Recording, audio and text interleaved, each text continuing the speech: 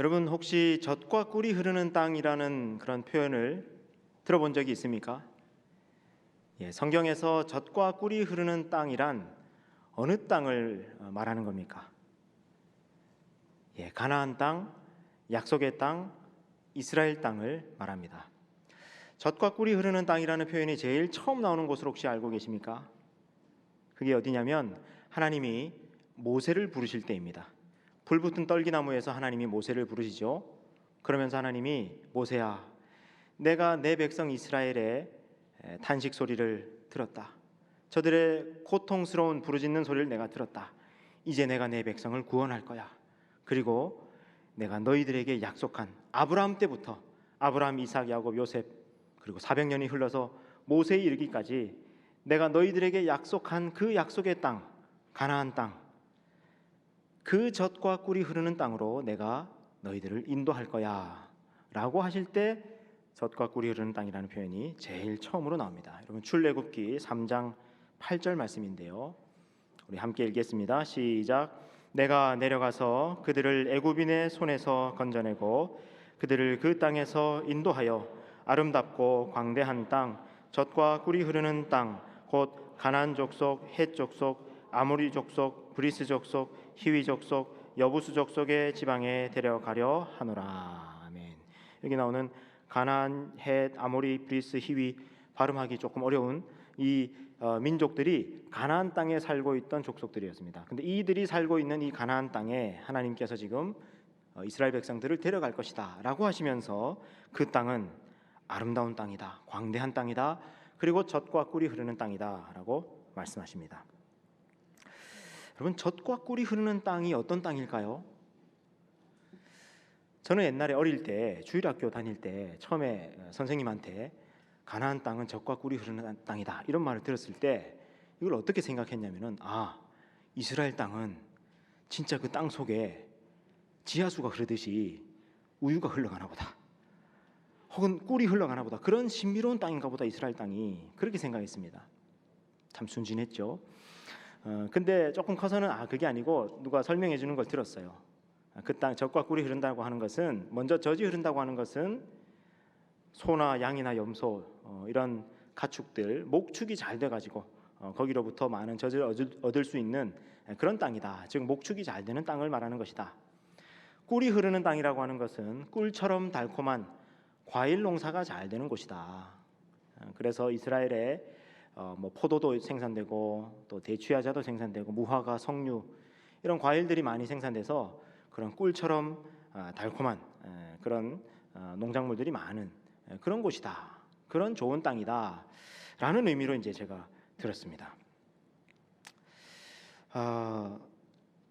근데 하나님께서 이 젖과 꿀이 흐르는 땅이라는 표현을 이 출애굽기 3장 8절에서 말씀하신 이후에 이제 계속해서 이스라엘 백성들에게 젖과 꿀이 흐르는 땅으로 데려갈 것이다 이런 말씀을 하시거든요.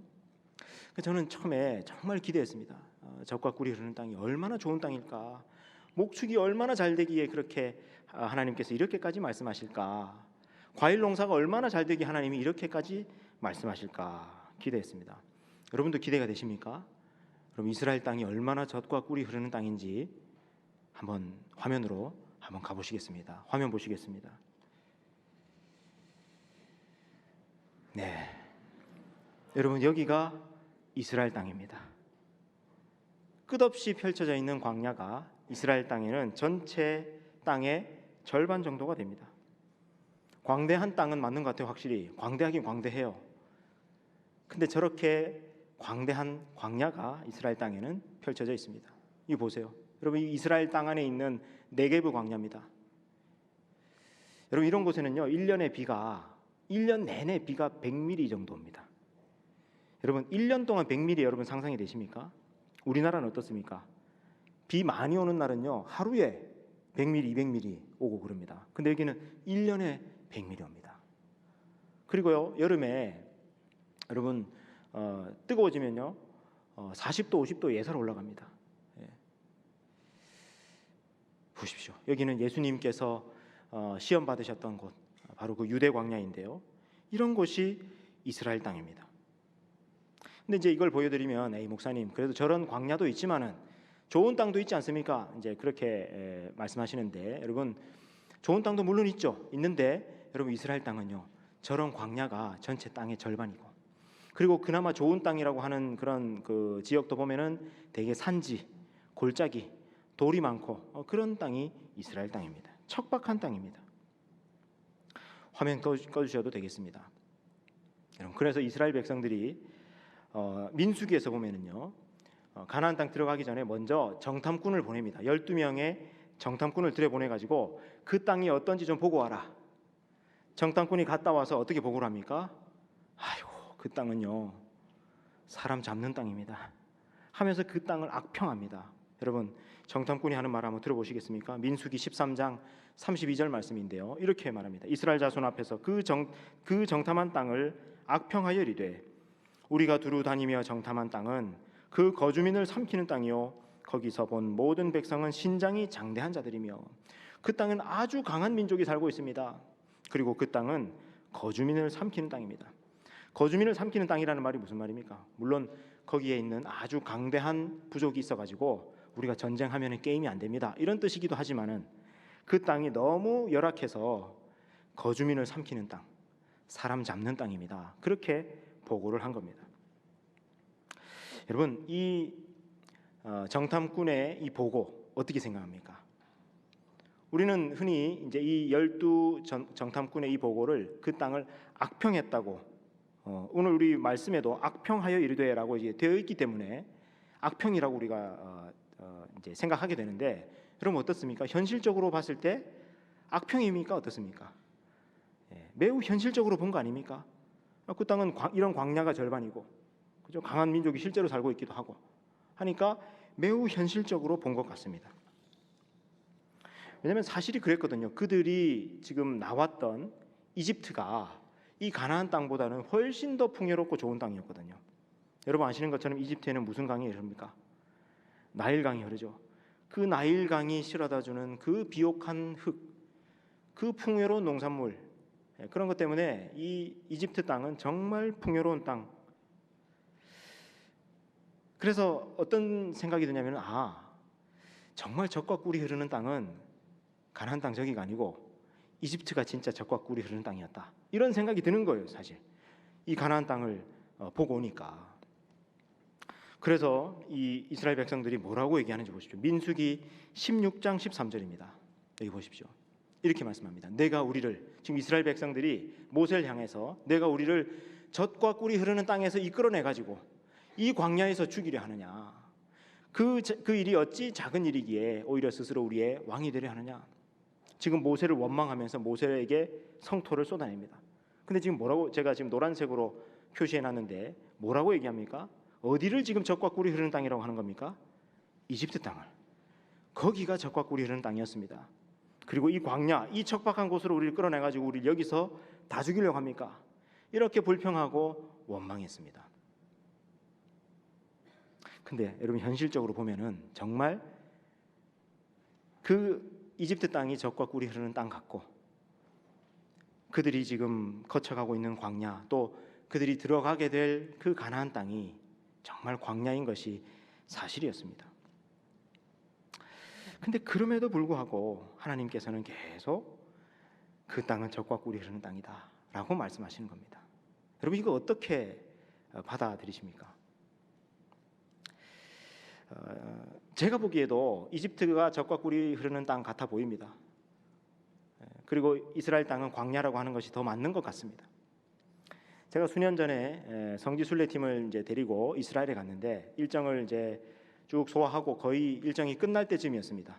한 청년이 제게 찾아와가지고 심각한 얼굴로 찾아와서 제게 질문하는 겁니다. 목사님, 나는 아무리 봐도 여기가 젖과 꿀이 흐르는 땅 아닌 것 같은데 왜 하나님은 여기를 젖과 꿀이 흐르는 땅이라고 했습니까? 그래서 제가 그때 그렇게 대답했어요.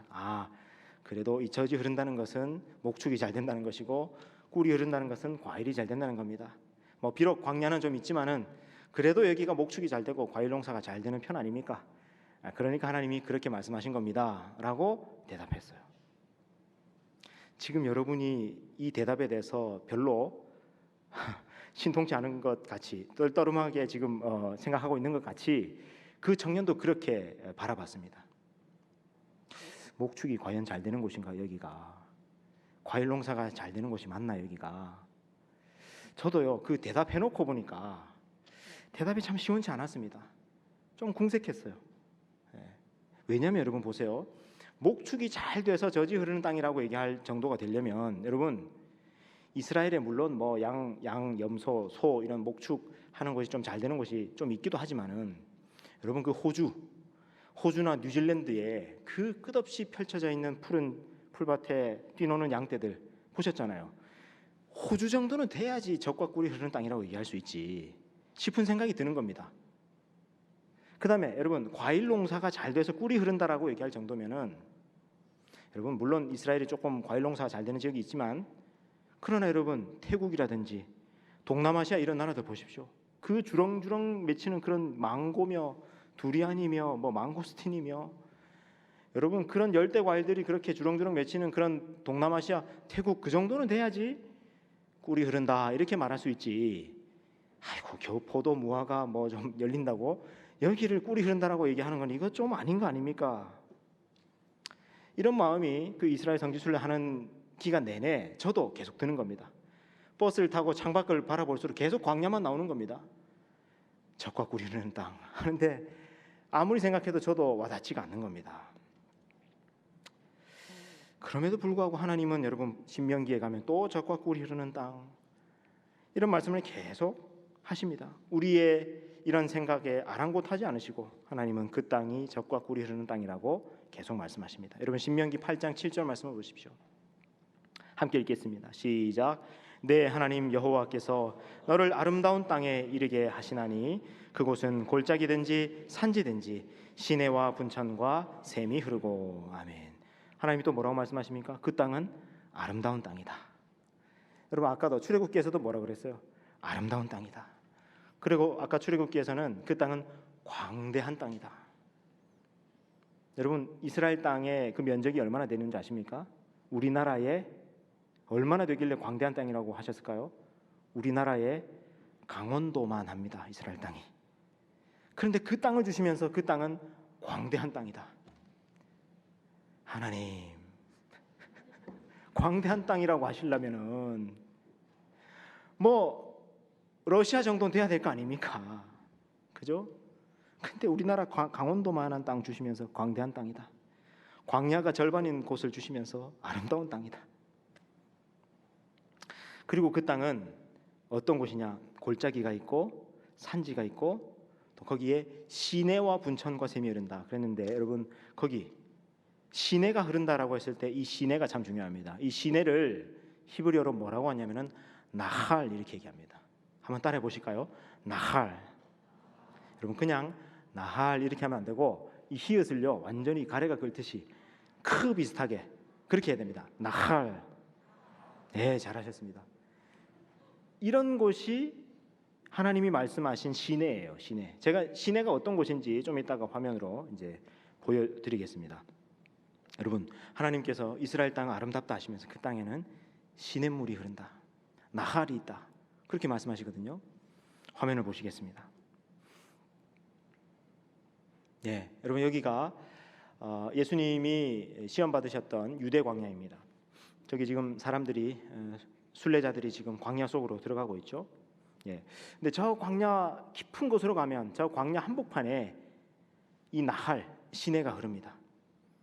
예, 조금 더 이제 광야 한복판으로 들어가 보시면 이런 곳입니다. 유대 광야 한복판에 여러분 시냇물이 흘러가는데 여러분 왼쪽 위 제 머리 위 이쪽이네요. 여기 보면은 사람들이 지금 순례자들이 걸어가고 있잖아요.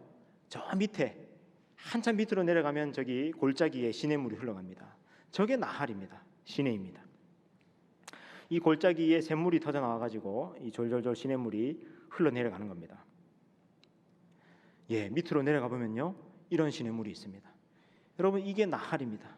하나님이 말씀하신 시내예요.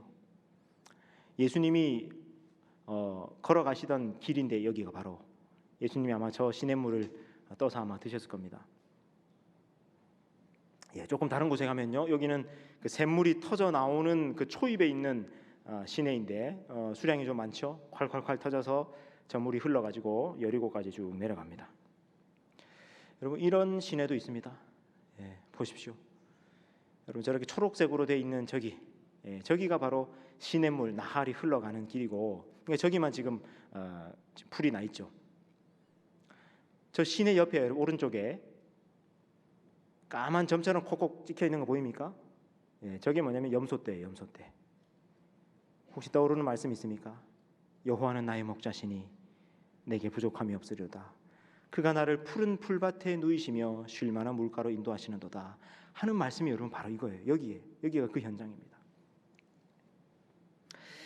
이스라엘에는 이런 시냇물이 흐른다는 겁니다. 그러면서 하나님 여기가 아름다운 땅이다 말씀합니다. 여러분 이게 나할입니다. 자, 그런데 여러분 이 나할은요 1년 내내 흐르기가 어렵고 건기에는 이 나할이 마르는 곳도 많습니다. 언제 오느냐면은 내려가느냐면은 우기 때 비가 내리면은 저 나할이 흘러내려가는 거예요. 그러니까 그 간헐천인 거죠. 우기 때 흘러내려가다가 건기에는 마르기도 하는 그런 곳이 바로 저 시내 나할입니다.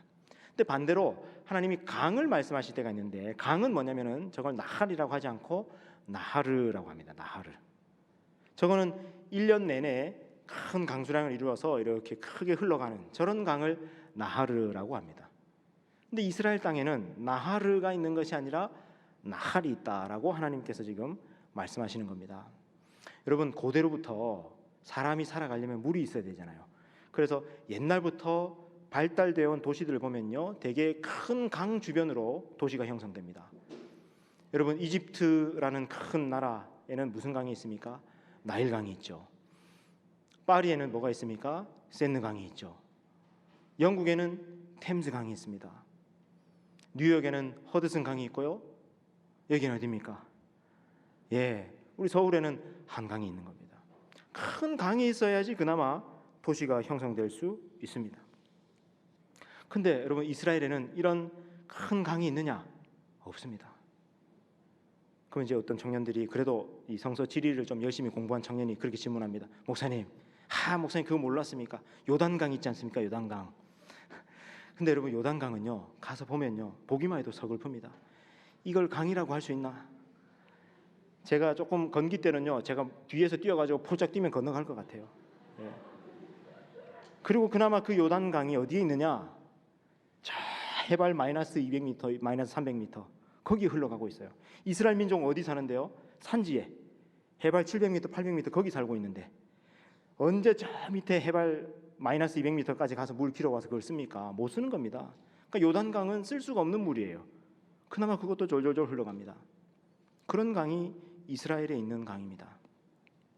근데 여러분 화면에 보시면 이스라엘 주변으로 큰 강을 이루는 그런 그 큰 나라들이 있었습니다. 먼저 지금 바로 제 머리 위에 있는 저기가 지금 어디냐면은 무슨 강이 흐르는 곳이냐?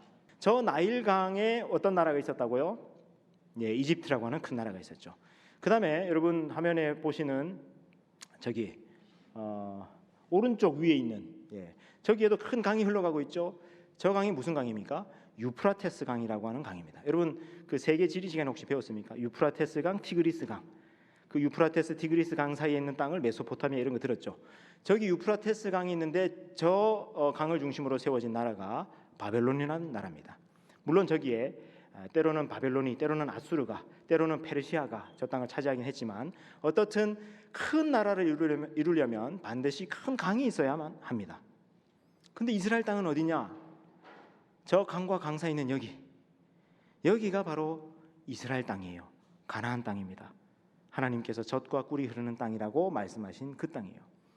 여러분 이스라엘 국기 저거 다윗 가운데 다윗 별이 있고 파란색 줄무늬가 2개가 있잖아요. 위에 아래에. 저게 무슨 뜻일까요? 바로 이스라엘 땅 가나안 땅은 큰 강과 강 사이에 있는 땅이다 그 뜻이에요. 그러니까 위에 있는 저 파란색은 유프라테스 강, 밑에 있는 저 파란색은 나일강. 저 두 큰 강 사이에 있는 땅이다라는 그런 의미가 바로 이스라엘 국기에 담겨 있습니다.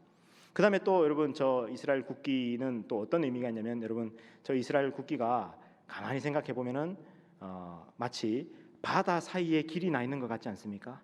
그죠? 파란색 바다 사이에 하얀색 길이 나 있는 것 같죠? 무슨 사건일까요? 홍해의 기적으로 이집트를 탈출했던 바로 그 민족이다라는 뜻으로 이스라엘 국기가 저렇게 되어 있습니다. 자, 근데 국기 안에도 저 뜻이 담겨 있습니다. 우리 땅은 저 위에 있는 유프라테스 강, 저 아래에 있는 나일강, 그런 강 사이에 있는 땅이다. 근데 저는 이제 이런 생각이 든 겁니다. 하나님께서 적어도 이건 내 백성이다. 하나님의 민족이다. 하나님이 택하신 하나님의 백성이다. 그래서 내가 이 민족을 통해서 온 세계와 열방에 복을 주길 원한다. 선교하는 민족으로 삼길 원한다. 이 정도로 하나님 말씀하시려 그러면은 적어도 무슨 강은 하나 있어야 될 것 아니냐, 그런 생각이 드는 거예요. 아니, 하나님 기왕 하나님 백성 삼으시려면 저 이집트 땅이나 바벨론 유프라테스 강 저기에다가 하나님 민족을 시작하셔도 되잖아요. 이스라엘 땅을 유프라테스 강이나 나일강 근처에 저기에다가 하실 수도 있잖아요. 그리고 실제로 그럴 수 있는 기회가 몇 번 있었습니다. 여러분, 이스라엘 민족이 저 이집트에서 민족을 이룰 뻔했던 적이 있었습니다. 그게 언제입니까? 맨 처음에는요, 여러분, 이집트의 총리가 되어 있던 한 사람이 있었죠. 그 사람 누굽니까? 요셉. 요셉이 이집트의 총리가 되어 있을 때가 있었죠. 여러분, 그때 여차하면은 하나님이 이집트의 요셉을 통해 가지고 이집트의 그냥 하나님 민족을, 이스라엘 민족을 이룰 수도 있잖아요. 하나님이 얼마든지 하실 수 있죠. 역사를 주관하신 하나님이. 그리고 또 나중에도 또 그럴 기회가 또 있었죠. 언제입니까? 모세가 어땠습니까? 이집트 왕궁의 왕자로 있었잖아요. 그러니까 하나님이 그때 모세를 일으켜 가지고 내가 이스라엘 민족을 이집트 땅에 나일강에 세우겠다 하면 얼마든지 하실 수 있죠. 근데 하나님이 그 땅 아니다, 나와라. 나일강 아니다. 너희들에게 약속된 땅은 가나안 땅 저기다. 한 번은 이스라엘 민족이 바벨론에서도 나라를 이룰 뻔한 적이 있습니다. 그게 언제일까요? 바벨론 포로 잡혀가가지고 다니엘이라고 하는 사람이 바벨론에 무엇으로 있었습니까? 역시 총리로 있었습니다. 그리고 이 다니엘은 바벨론의 총리였을 뿐만 아니라 이제 페르시아 초기에도 큰 영향력을 발휘할 만큼 저 제국의 지도자였거든요. 하나님이 하시고자 한다면은, 그리고 여러분, 그 페르시아에 있었던 누굽니까? 그 왕비 누굽니까? 에스더. 그런 왕비도 있고 할 그 시기에 하나님이 하시려고만 하면 다니엘이나 에스더나 이런 인물들 통해서 얼마든지 저 바벨론 땅에 하나님의 민족을 이루실 수도 있었습니다. 근데 하나님이 거기 아니다, 돌아와라, 나와라. 그래가지고 강 하나도 없는 땅, 저 좁고 척박한 땅으로 다시 돌아오게 하십니다. 여기가 약속의 땅이다. 여기가 젖과 꿀이 흐르는 땅이다 말씀하신 거예요. 자, 이제 화면 꺼주셔도 되겠습니다. 자, 그렇다면 하나님께서는 왜 그 좋은 땅, 강대한 나라를 이룰 수 있는 그 땅, 이집트나 바벨론이나 그런 땅이 아니라 왜 이 척박하고 좁은 땅, 강도 하나도 없는 시내만 있는, 나할만 있는 이 땅으로 하나님께서 이스라엘 민족을 오게 하셨는가? 젖과 꿀이 흐르는 땅의 의미가 도대체 무엇인가? 여러분, 그 의미가 오늘 신명기 11장 오늘 본문 말씀에 나옵니다. 이제 오늘 본문 말씀을 한번 읽겠습니다. 9절 말씀입니다. 신명기 11장 9절 말씀입니다. 같이 읽겠습니다. 시작. 또 여호와께서 너희의 조상들에게 맹세하여 그들과 그들의 후손에게 주리라고 하신 땅, 곧 젖과 꿀이 흐르는 땅에서 너희의 날이 장구하리라. 자, 젖과 꿀이 흐르는 땅, 여기 줄 그어놓으십시오. 하나님께서 젖과 꿀이 흐르는 땅 주시겠다고 약속하셨습니다. 자, 그 다음에 그 뒤에 10절 11절에는요 이스라엘 민족이 나왔던 그 이집트 땅하고 가나안 땅이 어떻게 다른지를 지금 비교 대조하면서 하나님 말씀하시는데 10절입니다. 10절 같이 읽습니다. 시작. 내가 들어가 차지하려 하는 땅은 내가 나온 애굽 땅과 같지 아니하니 거기에서는 너희가 파종한 후에 발로 물대기를 채소밭에 댐과 같이 하였거니와. 여러분, 제가 노란색으로 표시해 둔 거 잘 보십시오. 너희가 나온 애굽 땅은 어떤 땅이었다는 겁니까? 거기서는 농사 지을 때 발로 물대기를 채소밭에 댐같이 하였거니와. 여러분, 이집트 땅은요 큰 나일강이 있고 그 나일강이 해마다 범람하면서 비옥한 토양을 막 실어다가 날라요. 그리고 늘 1년 내내 나일강이 흘러가기 때문에 농사 지으려면 어떻게 하면 됩니까? 나일강 주변으로 가가지고요, 물을 끌어들일 때 어떻게 끌어들이느냐, 나일강 근처 가가지고 발로 나일강 물을 꾹꾹꾹 밟아가지고 자기 밭에 물을 끌어들여서 농사 지으면 됩니다. 세상 농사 짓기 너무너무 쉽죠. 여러분, 우리 그 자녀를 키우는 엄마들이 그런 얘기합니다. 첫째 때는 아이 키우기 너무 힘들어요. 막 첫째니까 경험도 없고 하니까 너무 힘들다가 이제 둘째, 셋째 막 이렇게 그 키우면서는 경험이 많아지니까 아이를 키울 때 뭐로 키운다 그럽니까? 혹시 들어봤습니까? 안 들어봤습니까? 발로 키운다 그럽니다.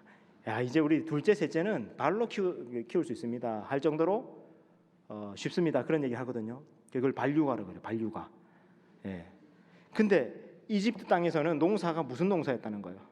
발농사였다는 거예요. 발농사. 세상 농사짓기 이보다 더 수월한 곳이 없습니다. 걱정거리가 없습니다. 뭐만 바라보고 살면 됩니까? 나일강만 보고 있으면 돼요. 나일강 저기 물이 있으니까 그냥 저 꾹꾹 밟아가지고 물 끌어들이면 되고 씨 뿌리면 농사 짓고 그러면 풍요롭게 그냥 아무 걱정 없이 살아갈 수 있습니다. 그런 땅이 나일강 이집트 땅이었어요. 근데 그에 반해서 이제 이스라엘 백성들이 건너갈 땅은 어떤 땅이냐? 젖과 꿀이 흐르는 땅이라고 하는 그 땅은 어떤 땅이냐? 11절 말씀 같이 읽습니다. 시작. 너희가 건너가서 차지할 땅은 산과 골짜기가 있어서 하늘에서 내리는 비를 흡수하는 땅이요. 줄 그어놓으십시오. 그 땅은 하늘에서 내리는 비를 흡수하는 땅이다. 나일강 같은 강이 없습니다. 유프라테스 강 같은 강이 없습니다.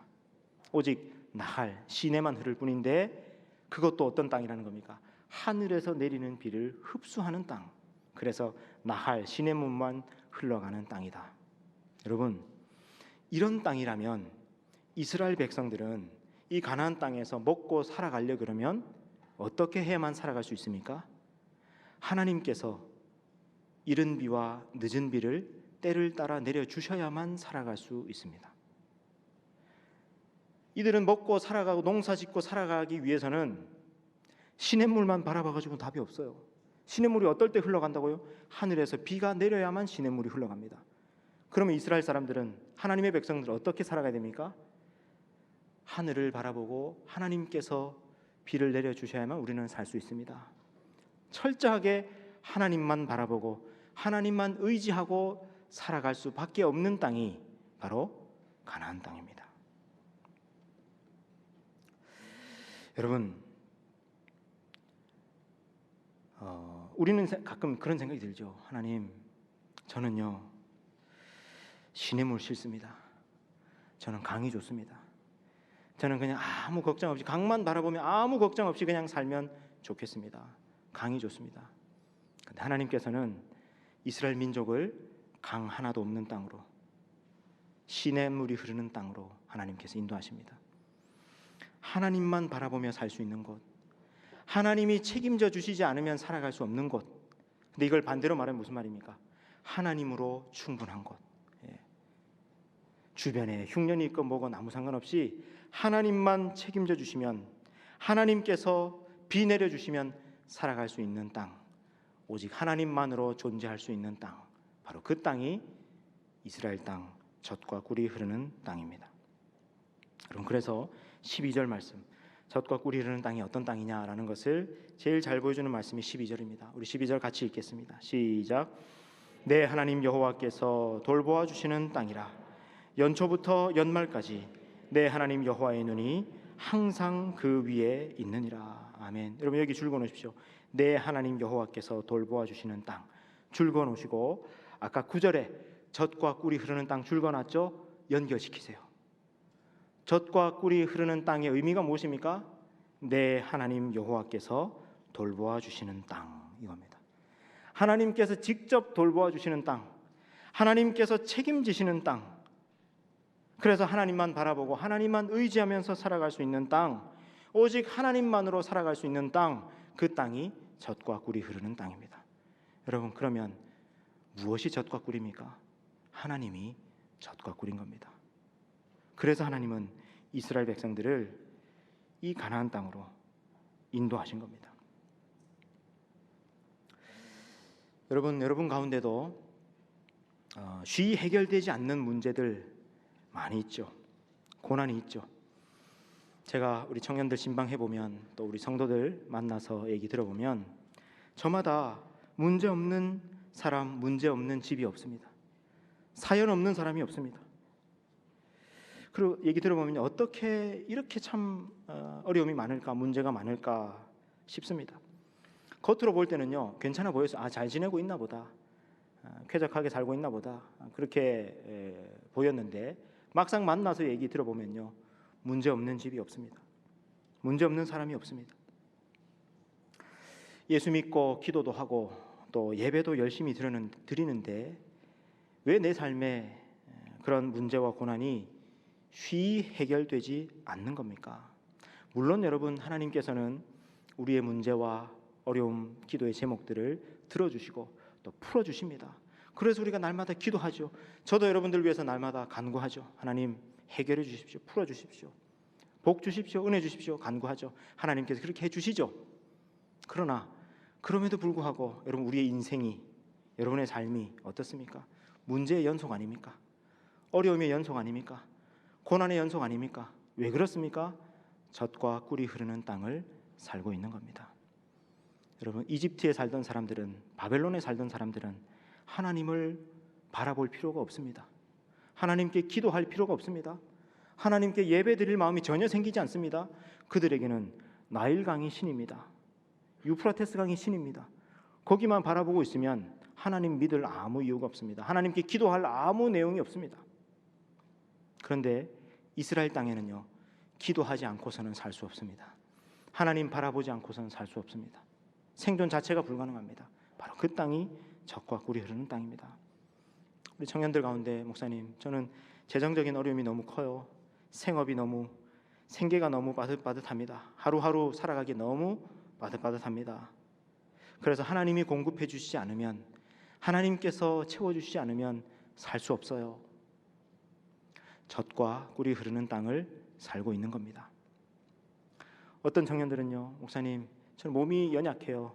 질병이 있어요. 겉으로는 건강해 보이지만 제가 병이 있습니다. 몸이 약합니다. 그래서 하나님께서 이것만 좀 고쳐주시면, 이 질병만 좀 고쳐주시면 제가 하나님의 영광 위에서 뛰고 달릴 텐데, 그래서 저도 기도하면 하나님 제발 고쳐주십시오. 간절히 고쳐주십시오. 여러분, 그렇게 할 때 때로 하나님께서 그들의 믿음을 보시고 기도를 들으시고 고쳐주시는 분이십니다. 그러나 여러분, 간절히 기도했는데도 불구하고 하나님께서 병을 고쳐주시지 않을 때도 있지 않습니까? 그래서 하나님이 고쳐주시지 않으면 내가 살 수 없습니다. 하나님께서 내 생명을 지탱시켜 주셔서 내가 살아갑니다. 젖과 꿀이 흐르는 땅입니다. 어떤 사람들은요, 어떤 관계 문제, 가족의 문제가 있습니다. 그래서 가족 문제 이것만 좀 평안하면 내가 좀 살겠는데, 가족 문제가 쉬이 해결되지 않습니다. 젖과 꿀이 흐르는 땅을 살고 있는 겁니다. 나는 하나님 없으면 안 됩니다. 나는 하나님 없으면 못 삽니다. 하나님 아니면 내게는 소망이 없습니다.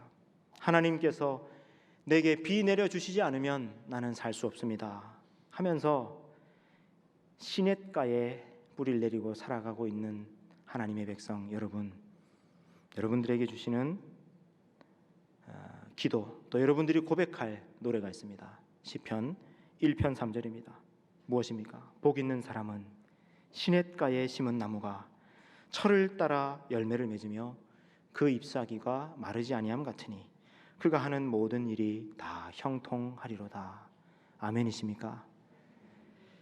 혹시 강가에 살고 있는 사람이 있습니까? 목사님, 나는 아무 걱정이 없습니다. 나는 경제적 자유를 이미 이뤘습니다. 나는 파이어족입니다. 나는 내 미래와 노후가 아무 걱정이 없습니다. 든든합니다 하면서 하나님 없이도, 기도 전혀 할 것 없이도 마음 든든하고 평안한 사람이 있습니까? 위험합니다. 자발적 광야를, 자발적 시냇가를 찾으십시오. 젖과 꿀이 흐르는 땅, 약속의 땅을 살아가고 있는 하나님의 백성 여러분, 주님께서 주시는 마지막 약속이 여기에 있습니다. 우리 오늘 본문 말씀 12절인데요. 우리 다시 한번 같이 읽겠습니다. 12절 시작. 내 하나님 여호와께서 돌보아 주시는 땅이라 연초부터 연말까지 내 하나님 여호와의 눈이 항상 그 위에 있느니라. 아멘. 연초부터 연말까지 하나님 여호와의 눈이 항상 그 위에 있느니라. 2022년도 올 한 해도 연초부터 지금까지 또 지금부터 연말까지 하나님의 눈이 항상 여러분 위에 있을 것입니다. 여러분 앞으로 살아갈 여러분의 미래, 여러분의 앞날, 여러분의 생이 끝나는 날까지, 영원까지 하나님의 눈이 항상 여러분 위에 있을 것입니다. 믿으십니까? 여러분, 앞으로 여러분이 맞이할 미래가 어떤 미래일지 알 수 없습니다. 기후위기가 코앞에 와 있습니다. 4차 산업혁명이 또 올 겁니다. 우리는 어떤 변화를 어떻게 맞이할지 아무도 알 수 없습니다. 그래서 우리의 미래가 불안합니다. 두렵습니다. 그러나 여러분, 젖과 꿀이 흐르는 땅을 살아가고 있는 여러분, 하나님 여호와의 눈이 여러분의 지금부터 영원까지 여러분 위에 있을 것입니다. 그 믿음 가지고 오직 하나님만 바라보고 하나님만 의지하고 하나님 따라 믿음의 길을 걸어 나가시는 하나님의 백성 다 되시기를 우리 주님의 이름으로 축원합니다.